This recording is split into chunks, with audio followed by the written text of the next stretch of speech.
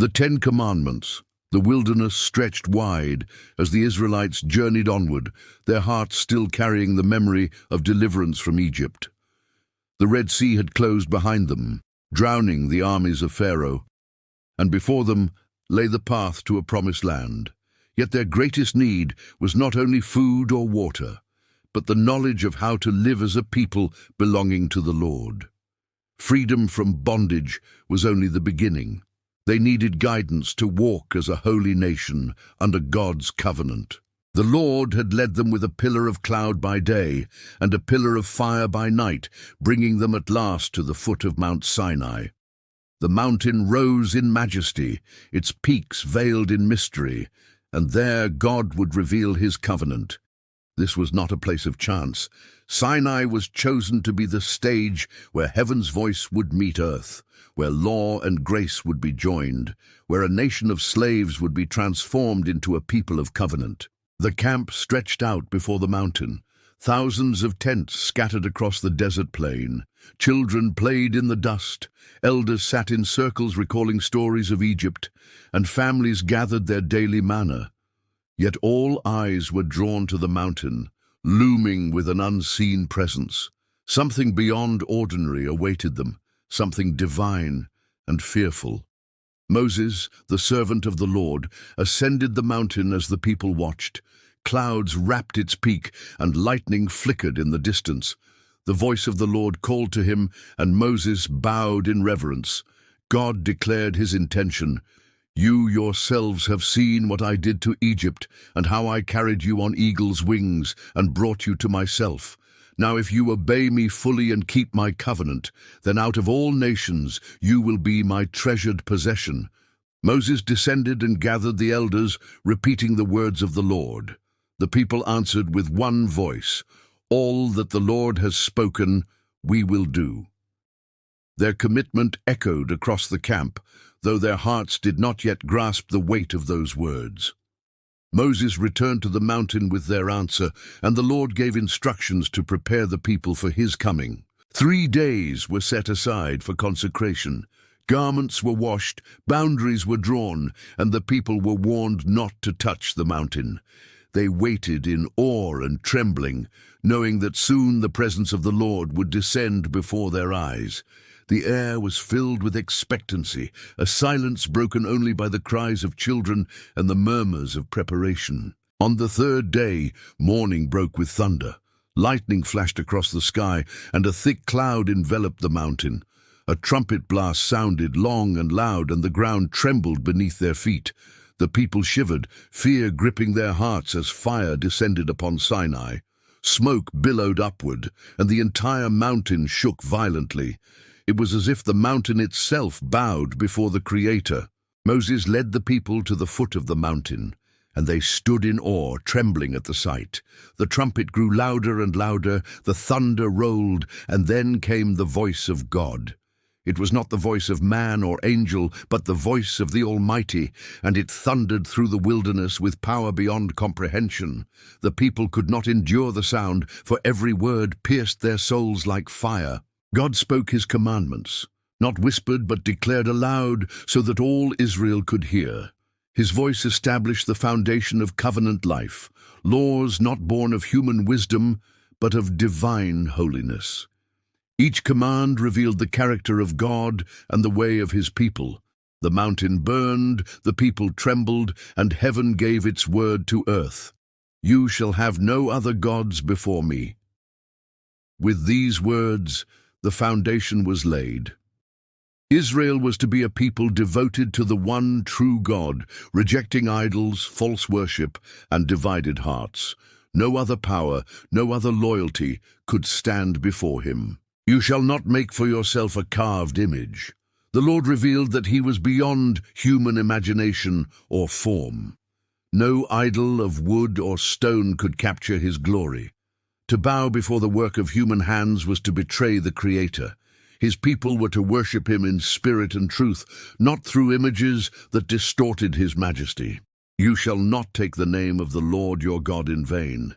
His name was holy, not to be treated with carelessness or deceit. To misuse his name was to show contempt for his person. His people were to honor his name with reverence, for it carried the weight of his presence. Remember the Sabbath day to keep it holy. The Lord commanded rest, not as a burden but as a gift. As he rested on the seventh day after creation, so his people were to rest, setting aside their labor to worship, to remember, and to trust in his provision. The Sabbath marked them as a people belonging to him, freed from endless toil. Honor your father and your mother. The covenant extended into the household, where respect and obedience built the foundation of family and society. To honor parents was to honor the Lord, for family was his design, and through it his blessings flowed from generation to generation. You shall not murder. Life itself was sacred, created in the image of God. To take it unjustly was to rebel against the giver of life. His people were called to preserve life, not destroy it, reflecting the justice and mercy of their Creator. You shall not commit adultery. Covenant faithfulness extended to marriage. The bond of husband and wife mirrored the faithfulness of God to his people. To betray that bond was to wound the very fabric of covenant life. Holiness demanded purity and loyalty in love. You shall not steal. The possessions of others were not to be taken through greed or dishonesty. God's people were to live in integrity, respecting the boundaries of ownership and trusting the Lord for provision. Theft destroyed community, but honesty built trust. You shall not bear false witness against your neighbor. Truth was sacred, for God himself is truth.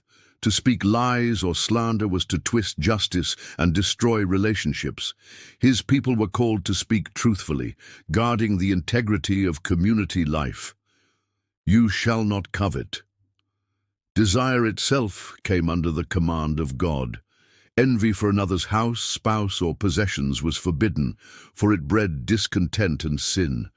God's people were to find satisfaction in him, trusting his provision without jealousy or greed. The people trembled as they heard the voice of God. Their knees shook, their faces grew pale, and they begged Moses to speak to them instead.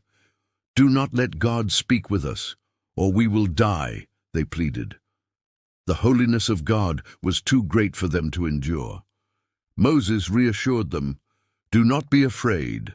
God has come to test you, so that the fear of him will keep you from sinning.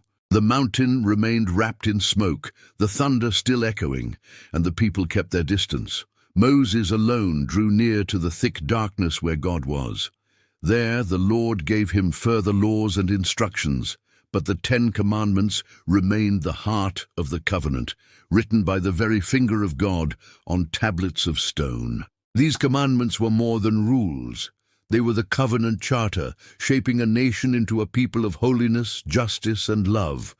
They revealed God's character and his will, binding Israel to him in relationship. Freedom from Egypt had been a gift, but life under God's law would shape them into his own possession. The tablets of stone were given into Moses' hands, holy and weighty, engraved by God himself. They were placed in the Ark of the Covenant as a testimony, carried with the people wherever they went. Every time the Ark was lifted, the memory of Sinai traveled with them, a reminder of the voice that shook the mountain and the words that bound them to their Lord. Through the generations, the 10 Commandments remained central. Parents taught them to their children, priests read them aloud, and prophets called the people back to them when they strayed. They were not burdens, but blessings, shaping justice, worship, family, and community. The commandments reached beyond Sinai, for their truth is eternal. They reveal the heart of God and the path of life. Jesus himself would affirm them, teaching their deeper meaning.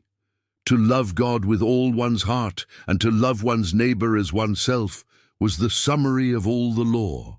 The commandments pointed forward to the greater covenant fulfilled in Christ. Sinai was a moment of awe, terror, and glory. The mountain burned, the people trembled, and the voice of God filled the air. Yet in those 10 words, heaven stooped to earth, and a people were given the way of life. From slaves to a holy nation, from wanderers to a covenant community, their destiny was forever changed. Even today, the Ten Commandments stand as a witness. They speak of loyalty to God, reverence for His name, holiness in rest, honor in family, respect for life, purity in love, integrity in possessions, truth in words, and contentment in the heart. They call every generation to walk in righteousness, reminding us that true freedom is not lawlessness, but obedience to the one who gives life. The story of the Ten Commandments is not only ancient history, but living truth. It reminds us that God desires a people set apart, shaped by His word, guided by His presence. It calls us to remember that the voice that shook Sinai still speaks through His Spirit, calling us to faith, obedience, and love.